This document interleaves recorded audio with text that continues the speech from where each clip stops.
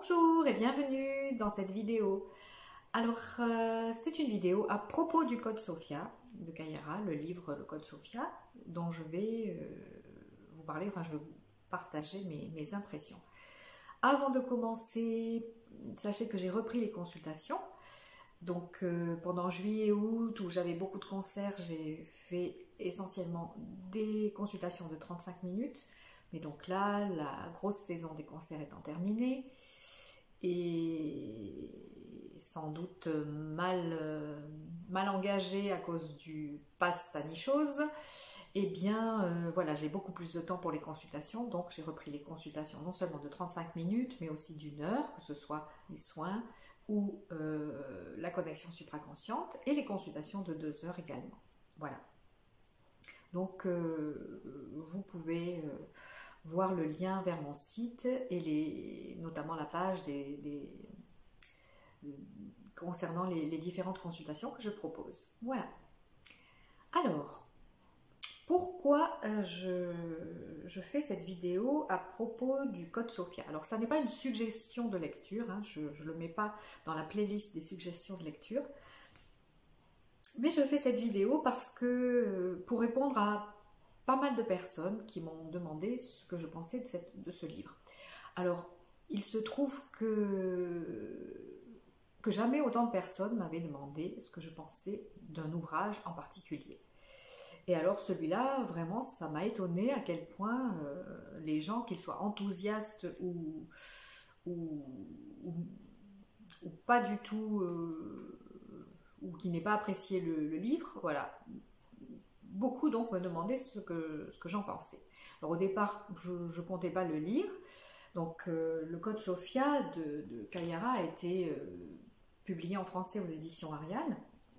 Or, les éditions Ariane sont pour moi vraiment une référence, un gage de qualité. C'est par eux que j'ai découvert plein d'ouvrages intéressants, de thèmes intéressants, et notamment les livres de Lee Carroll, Canalisant Crayon, qui restent pour moi une référence aussi. Donc voilà, en général, quand c'est publié par les éditions Ariane, je suis preneuse. Je n'ai pas tout lu, bien sûr, mais je suis intéressée.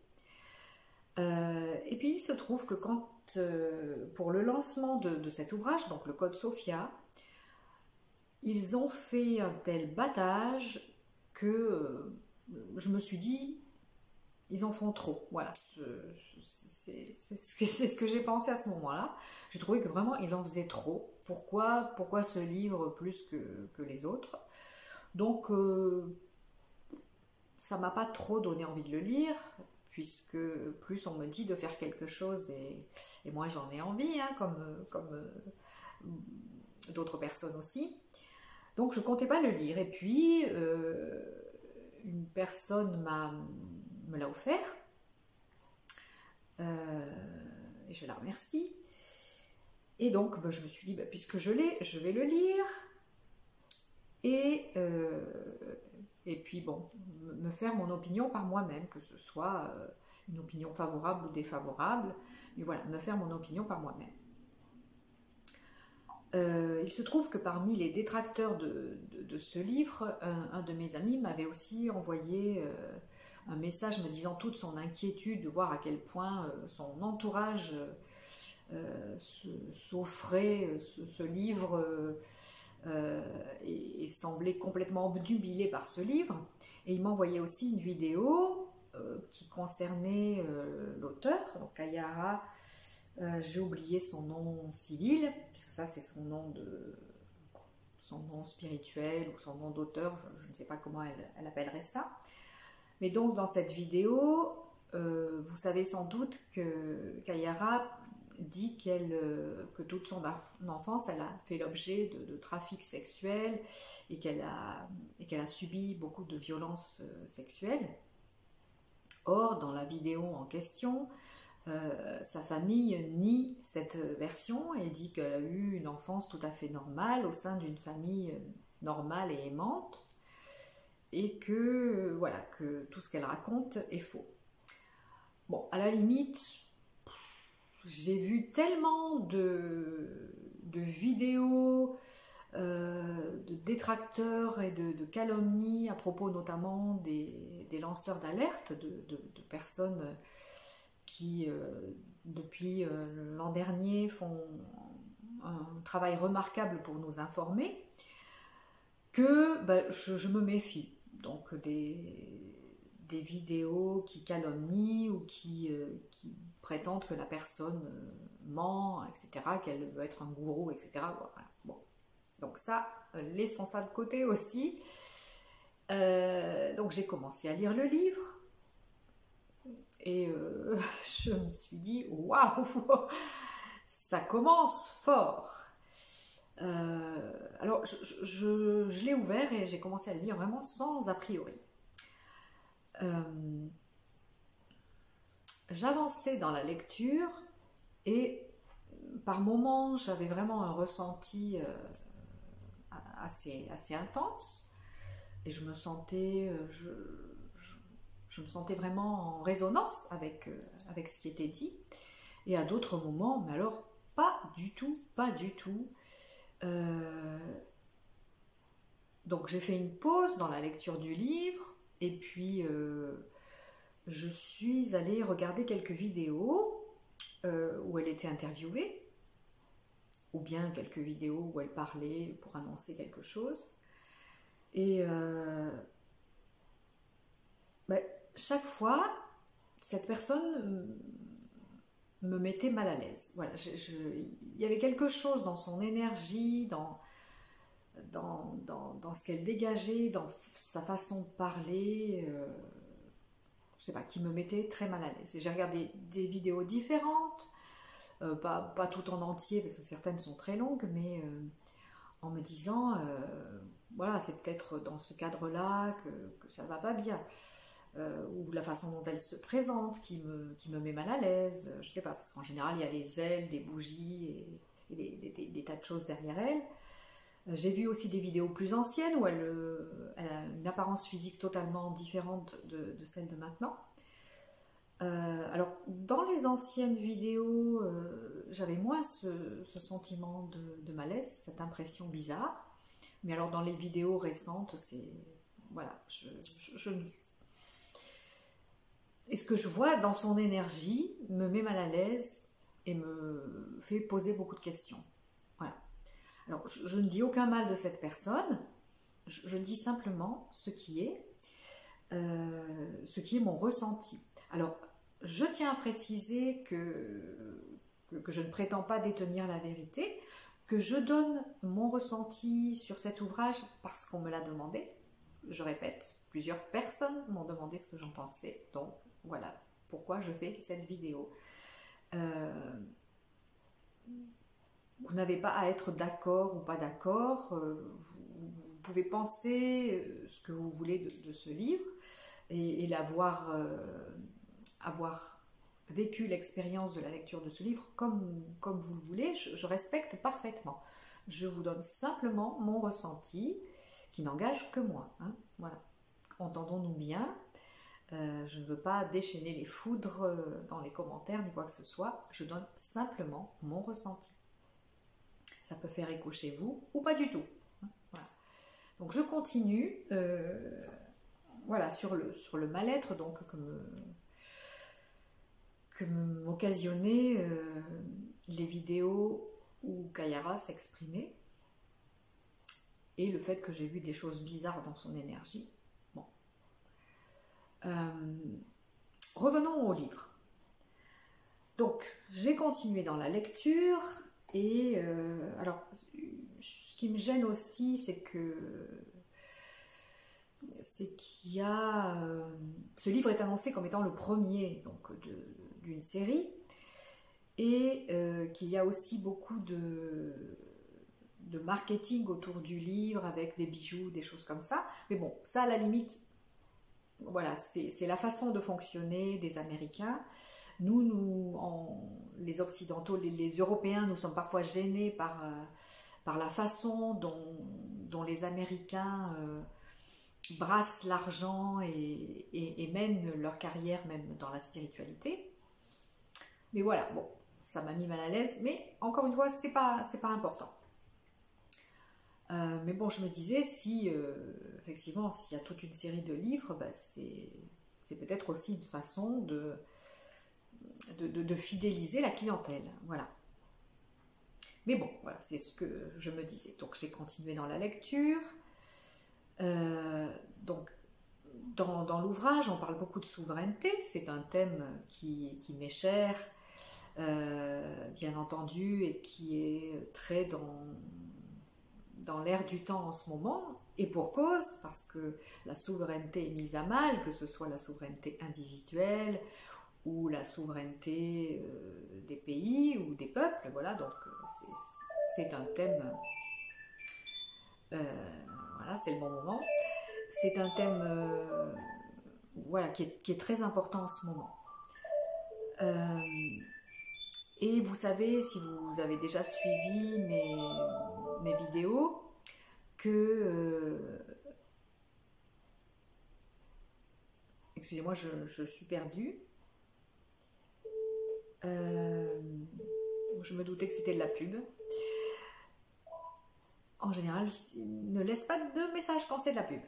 Alors, je me recentre, oui. Donc voilà, ça parlait d'un thème, du thème de la souveraineté. Ça parle beaucoup de ce thème-là. Et donc je disais, voilà, vous savez, si vous avez vu d'autres vidéos, si vous suivez ma chaîne depuis le début,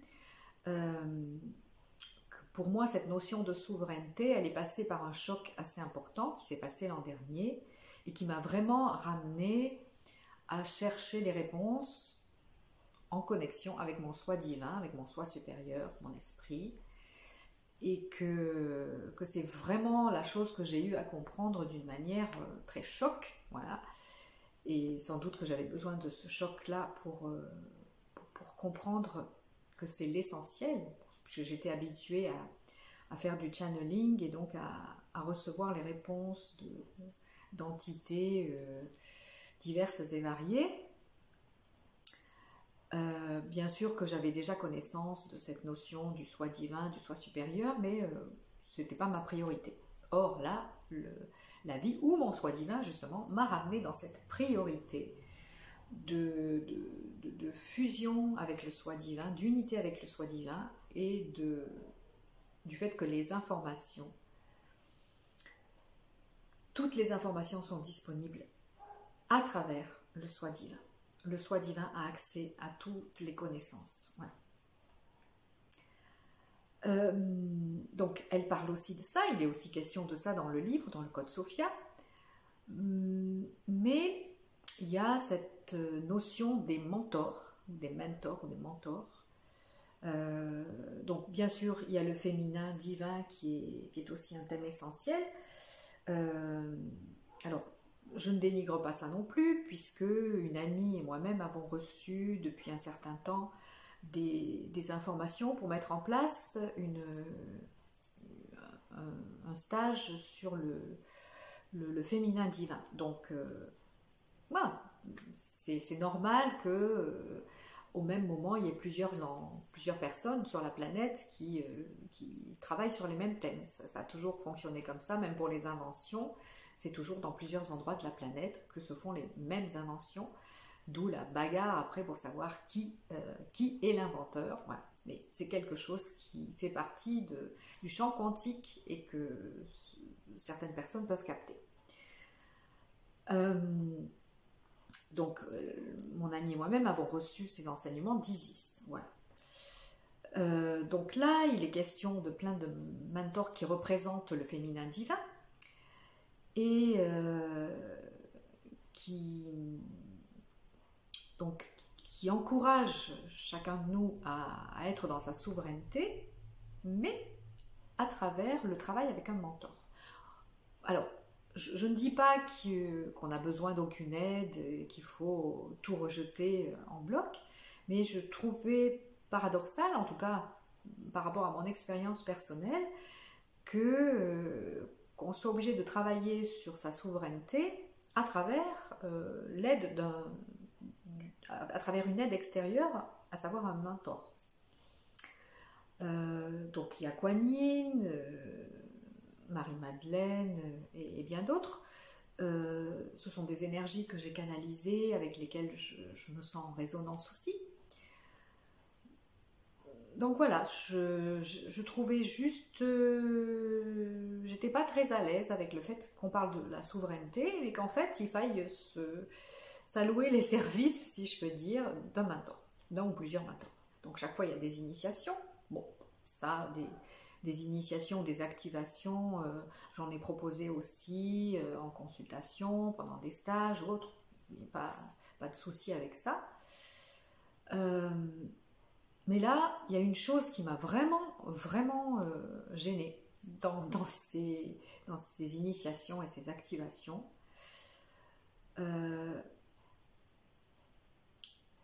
C'est la quantité de détails qu'il y avait dans chaque initiation.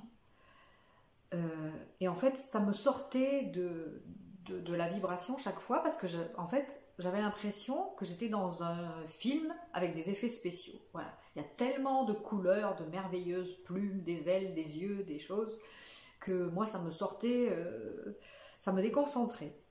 Et voilà, ça me donnait vraiment l'impression d'être, oui, je me répète, dans un film avec des effets spéciaux.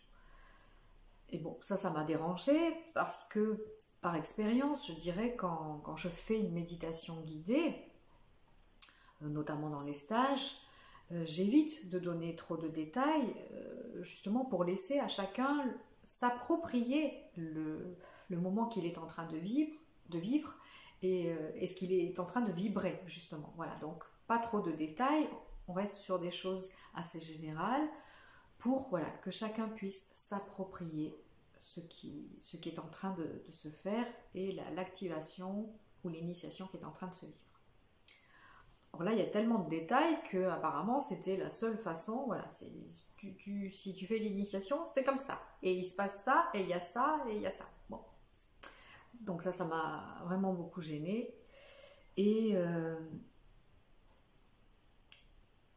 une chose aussi, c'est que j'ai beaucoup été alertée dans mon expérience personnelle depuis un an sur la fausse lumière.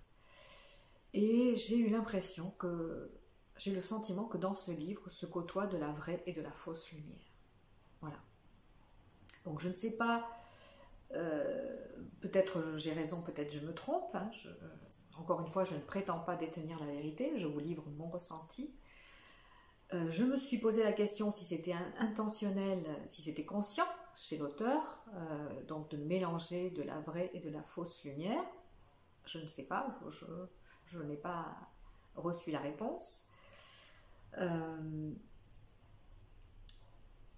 D'ailleurs, si je pose la question à mon soi divin, c'est de prendre dans cet ouvrage ce qui fait écho chez moi et de laisser le reste, voilà, sans porter de jugement sur le contenu ou sur la personne.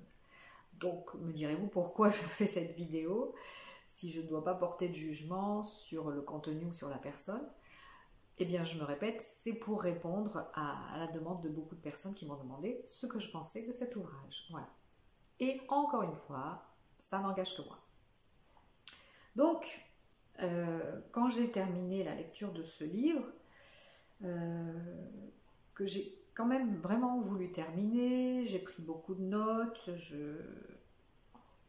et certaines choses me parlent vraiment, et d'autres vraiment pas du tout. Donc, c'est ce qui me fait dire, moi, que dans cet ouvrage, il y a à la fois de la vraie lumière et de la fausse lumière, et que des informations justes et d'autres qui sont plutôt de la poudre aux yeux se côtoient. Voilà, c'est mon avis. En tout cas, quand je vois l'enthousiasme de certaines personnes, juste je dis une chose, souvenez-vous de ne pas donner votre pouvoir à qui que ce soit. Vous pouvez bien sûr apprécier le livre, apprécier un auteur, vous inscrire aux enseignements de telle ou telle personne, qui je suis moi pour vous dire de ne pas le faire. Mais ce qui est important, et encore une fois, c'est ce que je fais au début de chacun de mes stages, je précise toujours, je ne détiens pas la vérité, ne me donnez pas votre pouvoir, ne donnez votre pouvoir à personne. C'est vous qui savez ce qui est juste pour vous.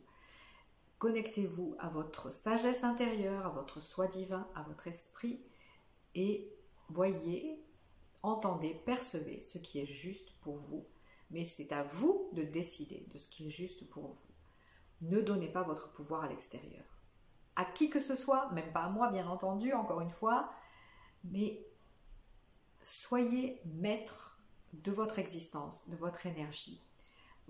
Dans une autre vidéo, j'avais donné cette affirmation: je suis reine et souveraine ou roi et souverain de ma vie, de mon énergie, de mes pensées, de mes paroles, de mes actions, etc. Donc soyez vraiment reine et souveraine ou roi et souverain de votre vie et de votre énergie, et ne donnez pas votre pouvoir ni à un livre, ni à un auteur, ni à un homme politique ou une femme politique, ni à un lanceur d'alerte, ni à qui que ce soit. C'est vous qui devez être maître ou maîtresse de votre existence et de vos choix, de vos décisions, de vos choix. Voilà. Donc, en conclusion, le code Sophia, ça me laisse une impression mitigée. Voilà. Puisqu'il y a des choses qui m'ont intéressée, notamment l'activation avec Marie-Madeleine. Je crois que c'est celle qui m'a fait le plus d'effet, malgré tous les effets spéciaux, comme je disais. Donc voilà, de mon point de vue, il y a à la fois de la fausse lumière et de la vraie lumière dans ce livre, et il y a à la fois des choses justes et des choses qui relèvent plus de la manipulation. Que ce soit intentionnel ou pas, je n'ai pas la réponse, mais voilà, c'est donc mon ressenti. Donc, si vous avez envie de le lire, lisez-le. Si vous l'avez lu et que ça vous a apporté beaucoup, c'est très bien, c'est parfait, j'en suis vraiment ravie pour vous. Si, comme moi, vous avez eu quelques doutes, eh bien, voilà, juste faites-vous votre opinion et gardez ce qui est bon pour vous dans cet ouvrage, gardez ce qui était en résonance avec vous et laissez le reste. Et encore une fois, ne donnez votre pouvoir à personne. Soyez maître, maîtresse de votre vie, de votre énergie et de qui vous êtes. Voilà, c'est ma conclusion. À tout bientôt pour la suite de nos aventures.